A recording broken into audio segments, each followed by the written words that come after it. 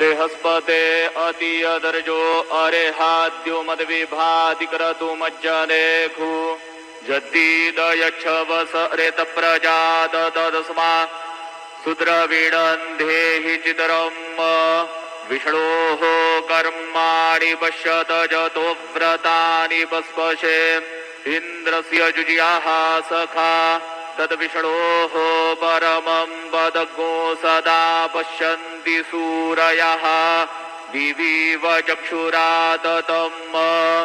बालार्कप्रभमिन्द्रनीलजटिलं भस्माङ्गरागोज्ज्वलं शान्तं नादविलीनचित्तपवनं शार्दूलचरमाम्बरं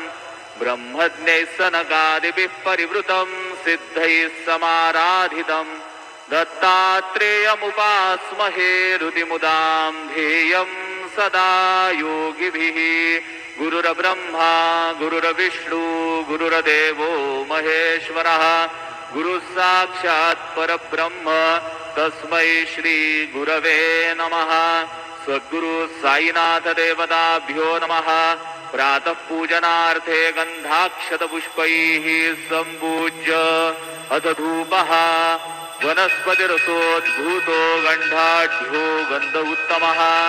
आग्रेय सर्वदेवानां धूपोऽयं प्रतिगृह्यताम् धूपमाग्रापयामि साज्जन्यवर्ति संयुक्तं वह्निना योजितं मया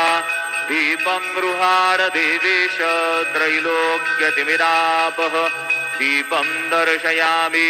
दीपानान्तरेण नैवेद्यं निवेदयामि चतुष्कोणमण्डलं कृत्वा तदुपरि नैवेद्यपात्रं निधाय गायत्रीमन्त्रेण पात्रं प्रोक्षयेत् सत्यन्वरदेन परिखिञ्चामि धेनुमुद्रयाम् अमृतीकृत्य ग्रासमुद्रया ॐ प्राणाय स्वाहा ॐ अपानाय स्वाहा ॐ व्यानाय स्वाहा ॐ उदानाय स्वाहा ॐ समानाय स्वाहा ॐ ब्रह्मणे नमः। नैवेद्यमध्ये पानीयं समर्पयामि पुनर्नैवेद्यं निवेदयामि ॐ प्राणाय स्वाहा ॐ अपानाय स्वाहा ॐ व्यानाय स्वाहा